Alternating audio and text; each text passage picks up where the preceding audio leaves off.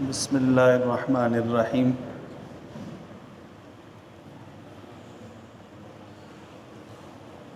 نبی پاک صلی اللہ علیہ وسلم کے اظہار نبوت سے پہلے عربوں کے اخلاق اچھے نہیں تھے، ان کے آپس کے حالات انتہائی نامناسب تھے۔ ذرا سی بات پر بیسیوں لوگ قتل کر دیے جاتے تھے، اور جنگ و جدال کا ایسا سلسلہ شروع ہو جاتا تھا جو صدیوں تک تھمتا نہیں تھا۔ انہی میں سے ایک حرب فجار ہے۔ بہت ساری جنگیں ایسی ہوئی جو حرب فجار کے نام سے ہیں۔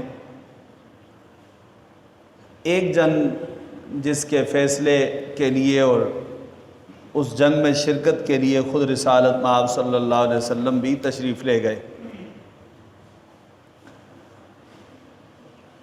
ایسے ہی ایک حلف تھا، ان کا آپس میں معاہدہ تھا، اس کو حلف الفضول کہتے ہیں۔ حلف الفضول اس لیے کہتے ہیں کہ اس میں فضل نام کے 3 لوگ شریک تھے، فضل بن فضالہ، فضل بن وداعہ اور فضیل بن حارث۔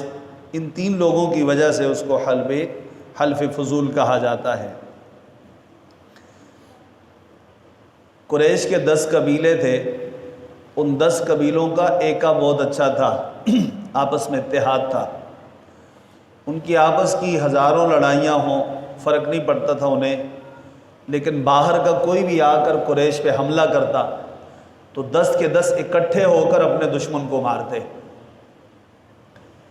پھر ان میں سے کوئی بھی قبیلہ اگر کسی کو پناہ دے دیتا تھا تو باقی قبیلے اس کو ہاتھ نہیں ڈالتے تھے۔ ایک تاجر آیا، اس نے اپنی تجارت کا مال پیش کیا تو عاص بن وائل نے اس سے سارا مال جو وہاں کا رئیس تھا خرید لیا، پیسے نہیں دیے۔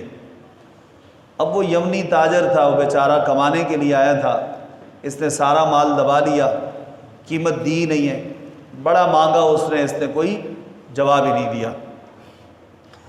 وہ گیا، اس نے کعبے میں جا کر جب سارے قریش اپنی مجلسیں جمائے بیٹھے تھے، اس نے جا کر کہا، یا آل فہر المظلوم بداعتہ ببطن مکہ نئی الدار والنفر۔ اے فہر کی اولاد، اس مظلوم کی فریاد سنو جس کا ساز و سامان مکہ شہر میں ظلماً چھین لیا گیا ہے۔ وہ مسافر ہے، اپنے شہر سے، اپنے وطن سے دور ہے، اپنے مددگاروں سے دور ہے۔ تو لہٰذا اس حرم شریف کی حالت میں، احرام کی حالت میں اس کے بال بکھرے ہوئے ہیں، اس نے اپنی عمرہ بھی ادا نہیں کیا۔ خلاصہ یہ تھا کہ تم میرا مال مجھے واپس دلا دو۔ حرم میں موجود سارے قریشیوں نے اس کی فریاد سنی، لیکن سب سے پہلے جس کو ایک مسافر اور بے یار و مددگار کی فریاد پر لبیک کہنے کا حوصلہ ہوا، وہ زبیر بن عبد المطلب تھے رضی اللہ تعالیٰ۔ زبیر بن عبد المطلب تھے۔ آپ کو یہ سن کر یارہ ضبط نہ رہا، اٹھ کھڑے ہوئے اور اعلان کیا، مال ھذا مترکن، یعنی اب اس فریاد کو نظر انداز کر دینا ہمارے بس کا روگ نہیں ہے۔ سارے قریشی کھڑے ہوئے، عاص بن وائل کو اس کا پیسہ لوٹانا پڑا۔ اس وقت یہ فیصلہ ہوا، ان کا آپس میں یہ معاہدہ طے ہوا کہ سب متحد ہو کر ظالم کے خلاف مظلوم کی مدد کریں گے، یہاں تک کہ ظالم مظلوم کو اس کا حق ادا کر دے، اور ہم اس عہد پر پابند رہیں گے جب تک سمندر اون کو تر کرتا ہے اور جب تک حرا اور سبیر پہاڑ اپنی جگہ پر قائم ہیں، اور معاش میں ہم ایک دوسرے کی ہمدردی کریں گے۔ اس وقت ان کا آپس میں یہ معاہدہ طے پایا۔ اس معاہدے میں چونکہ یہ فضل نام کے 3 لوگ شریک تھے، اس لیے اس کو حلف الفضول کہا گیا۔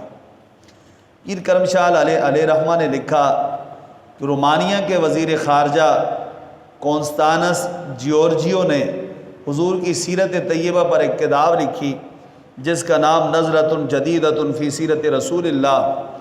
جس کا عربی ترجمہ ڈاکٹر محمد التونجی نے کیا ہے، جو حلب یونیورسٹی کے پروفیسر ہیں۔ انہوں نے کہہ رہے ہیں اس میں لکھا، یہ حلف فضول کو زیر بحث لایا، اور انہوں نے اس پر لکھا ہے کہ وہ ایک شخص آتا ہے اور وہ اس وقت تاجر بن کے آتا ہے، اس کے ساتھ اس کی خوبصورت بیٹی بھی ہوتی ہے، مکہ کا ایک دولت مند تاجر جس کا نام مورخین نے نبیہہ بن حجاج لکھا ہے، اس بچی کو اغوا کر لیتا ہے۔ اس کا مسکین باپ اس کے علاوہ اور کچھ نہیں کر سکتا کہ وہ اپنے قبیلے میں جائے اور انہیں اپنے داستان غم سنائے، ان سے مدد اور درخواست کرے، لیکن پھر اسے یاد آیا کہ اس کے قبیلے میں مردوں کی تعداد کم ہے، وہ مکہ کے 10 قریشی قبیلوں کا مقابلہ نہیں کر سکتے۔ اسی پریشانی میں حیران و پریشان گھوم رہا تھا کہ سید عالم صلی اللہ علیہ وسلم کو اس واقعے کا علم ہوا۔ حضور نے قریش کے نوجوانوں کو اپنے پاس بلایا اور انہیں کہا کہ کرشی نے تاجر کے ساتھ جو نازیبہ حرکت کی ہے، اس پہ ہمیں خاموش نہیں رہنا چاہیے۔ چنانچہ قریش کے چند نوجوان کعبہ کے پاس جمع ہوئے اور سب نے ان الفاظ کے ساتھ حلف اٹھایا کہ ہم قسم اٹھاتے ہیں ہم مظلوم کی مدد کریں گے یہاں تک کہ ظالم سے وہ اپنا حق واپس لے لے، اور ہم قسم اٹھاتے ہیں کہ اس حلف سے کہ اس کے بغیر ہمارا کوئی مقصد نہیں ہوگا، ہم اس بات کی پرواہ نہیں کریں گے کہ مظلوم غنی ہے یا فقیر ہے، ہم اس کی مدد کے لیے کھڑے ہوں گے۔ تو یہ نبی پاک علیہ الصلوۃ والسلام نے اس وقت یہ جو حلف الفضول کا جو ایک سلسلہ تھا، اس میں پیارے آقا علیہ الصلوۃ والسلام شریک ہوئے اور بڑی حرکت دی اس مسئلے کو، اور ایک معاہدہ طے پایا کہ اب مظلوم کا ساتھ دیا جائے گا، خواہ مظلوم قریشی ہو، خواہ مظلوم دنیا کے کسی کونے سے بھی آیا ہو، خواہ وہ مظلوم فقیر ہو یا غنی ہو، وہ کسی بھی قوم کا ہو، کسی بھی رتبے کا ہو، اگر وہ مظلوم ہے تو اس کی حمایت کی جائے گی۔ اسلام یہی کہتا ہے کہ مظلوم کا ساتھ دو، ظالم کا ساتھ مت دو، مظلوم کے ساتھ کھڑے ہو جاؤ۔ ہمارے ایسا نہیں ہوتا جیسے یہ ہمارے یہاں علماء کرام میدان میں آئے اور ان کے اوپر فائرنگ کی گئی، کئیوں کو شہید کیا گیا، شیل برسائے گئے۔ تو ہمارے بہت سارے ہم میں لوگ ہیں جو اس وقت بھی اس کا ساتھ دیتے تھے جو شیل برساتے تھے۔ یہ ہر ایک بندے کا اپنا جذبہ ہوتا ہے، میرا جذبہ یہ ہے، میری رائے یہ ہے کہ اس وقت مظلوم کا ساتھ دینا چاہیے تھا۔ مظلوم نہتہ ہوتا ہے، اس کے پاس کچھ بھی نہیں ہوتا، وہ ظلم نہیں کرتا، وہ ریاست کا ایک ذرے کو بھی نقصان نہیں دیتا۔ یہ 3 تلوار پہ ہمارے ایک سلسلہ تھا، الحمدللہ ہم نے خود اس میں شرکت کرتے رہے، اور ہمارے نوجوانوں نے، دھرنے کے شرکاء نے ہماری ریاست کی وہاں قائم جتنی چیزیں، کسی کو نقصان نہیں پہنچایا، ایک پتا بھی کسی نے نہیں توڑا، یہاں تک کہ اگر کسی نے پان کی پیک پھینکی ہے تو ہم نے جا کر خود اس سے ہاتھ باندھ کے عرض کیا ہے کہ ایسا مت کریں، یہ جو ایریا یہ ہمارا، اس کو صاف ستھرا رکھنا یہ ہمارا فرض ہے، ہمارا مطالبہ اس ایریے سے تو نہیں، ہمارا مطالبہ حکمرانوں سے ہے۔ تو اس کا ایک مؤثر طریقہ احتجاج کرنا، پرامن احتجاج شہری کا حق ہوتا ہے، اور وہ ہم کر رہے ہیں، اور الحمدللہ اللہ تعالیٰ نے ہمیں اس میں کامیابیاں عطا فرمائی دی۔ حضور نے ایک تو شام کا وہ سفر کیا تھا جو میں نے کل عرض کیا ابو طالب کے ساتھ، جس میں انہوں نے آ کر ابو طالب کی اونٹنی کی نکیل پکڑ کر فرمایا تھا کہ الا من تکلنی، آپ مجھے کس کے حوالے کرتے ہو، یہاں تو لا اب لی ولا امہ، نہ میری ماں ہے نہ میرا باپ ہے، تو میں کس کے سہارے یہاں رہوں گا، آپ ہی تو ہو میرا سہارا، آپ ہی کی پرورش میں تو میں رہتا ہوں۔ ایک سفر بہت بعد میں کیا آقا علیہ الصلوۃ والسلام نے، جب آپ کی عمر 20 سال سے کچھ اوپر تھی تقریباً۔ قریش کا ایک قافلہ جو ہزاروں دینار اور درم لے کر وہ تجارت کے لیے جا رہا تھا، ان میں ایک خاتون تھی حضرت خدیجہ بنت خویلد، ان کو خدیجہ بھی پڑھا جاتا ہے، خدیجہ بنت خویلد بن اسد بن عبد العزیٰ بن قصی۔ یہ جو تھی یہ بہت متمول اور مالدار خاتون تھی مکہ کی۔ ان کے قافلہ جب جاتا تو ان کے بھی بہت سارے اونٹ لدے ہوئے مالوں سے جاتے۔ تو ابو طالب نے ایک دفعہ پیارے آقا علیہ الصلوۃ والسلام سے عرض کیا کہ دیکھیے بھتیجے میرے حالات اچھے نہیں ہیں، پھر قحط سالی نے رہی صحیح کسر نکال دی ہے، میں چاہتا ہوں اس خاتون کا قافلہ جا رہا ہے تو یہ اپنا مال بچوانے کے لیے بھیجے گی، آپ بھی ساتھ چلے جاؤ۔ اور یہ کچھ معاوضہ دے دے گی تو اس سے یہ ہوگا کہ ہمارے حالات اچھے ہو جائیں گے۔ انہوں نے حضور سے یہ عرض کیا کہ آپ جا کر خدیجہ سے یہ کہیں، لیکن نبی پاک صلی اللہ علیہ وسلم کی غیرت نے کسی کے پاس طالب اور سائل بن کر جانا گوارا نہ کیا، اور اپنے شفیق چچا کو جواب دیتے ہوئے کہا لعلھا ترسل الی فی ذاک، کہ میرے چچا اگر اسے ضرورت ہوئی تو خود ہی میرے پاس پیغام بھیج دے گی۔ ابو طالب نے کہا انی اخاف ان تولی غیرک وتطلب امرا مدبرا، مجھے لگتا ہے کہ وہ کسی اور کو بھیج دے گی اور پھر جا کر آپ ایسے کام کا مطالبہ کرو گے جو کام ہاتھ سے نکل چکا ہوگا۔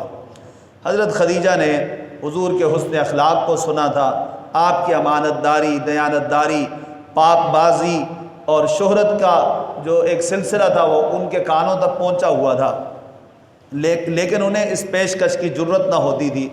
جب انہیں چچا بھتیجا کی اس گفتگو کا علم ہوا تو انہوں نے پیغام بھیجا اور پیارے حبیب علیہ السلام کو بلایا، کہا میں یہ ذمہ داری اس لیے آپ کے سپرد کرنے لگی ہوں کہ آپ سچے ہو، آپ دیانت دار ہو، آپ امانت دار ہو، آپ کریم ہو، آپ کا اخلاق اچھا ہے، اس لیے میں آپ کو اس کا بڑا بنا رہی ہوں۔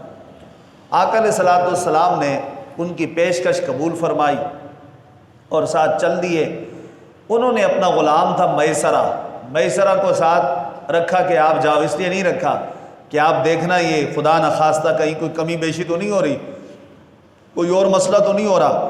میسرہ سے جو خدیجہ رضی اللہ تعالیٰ عنہ نے اس وقت جملے کہے تھے، حضرت خدیجہ نے میسرہ کو حضور کے ساتھ روانہ کیا اور تاکیدی حکم ان الفاظ میں دیا لا تعص لہ امرا ولا تخالف لہ رأیا، جب یہ پیارے آپ کو حکم دیں تو پیچھے مت ہٹنا، ان کے حکم کو ضرور ماننا، ولا تخالف لہ رأیا، اور جہاں بھی یہ اپنی رائے پیش کریں تو ان کی رائے کی مخالفت مت کرنا۔ انہی آسان الفاظ میں کہ میسرہ تم ہو میرے غلام، لیکن اب تم رسول اللہ کے غلام بن کے جا رہے ہو، راستے میں جو ان کو چاہیے ہو تم میسر کرو گے، جو حکم دیں اسے پورا کرو گے، جہاں جیسا حکم دیں آپ ان کی رائے پر اپنی کوئی رائے مت دیجیے گا، کیونکہ ان سے بڑی رائے کسی کی نہیں ہے اور ان سے بڑا حکم کسی کا نہیں ہے، یہ تو اللہ تعالیٰ کے بڑے برگزیدہ ہیں، ایسے پاک دامن پاک باز ہیں۔ یہ قافلہ روانہ ہوا، یہ چلتا گیا اور اپنی منزل کی طرف روانہ ہوا۔ اس دفعہ بھی حضرت خدیجہ کے مال بردار اونٹوں کی تعداد دیگر قافلے والوں سے کے اونٹوں سے زیادہ تھی۔ چند روز کی مسافت طے کر کے قافلہ شام کے شہر بصرہ میں جا اترا۔ ایک خانقاہ کے قریب ایک سایہ دار درخت کے نیچے پڑاؤ کیا۔ حضور اپنے پہلے سفر شام میں بھی بصرہ آئے تھے اور اسی صومعہ یعنی خانقاہ کے قریب قیام کیا تھا۔ یہاں ایک راہب سے ملاقات بھی ہوئی تھی، لیکن اس راہب کا نام جرجیس تھا، بحیرہ تھا، اور موجودہ راہب جس سے ملاقات ہوئی یہ دوسرا راہب تھا، اس کا نام نستورہ تھا۔ دونوں سفروں میں 13 سال کا عرصہ گزرا۔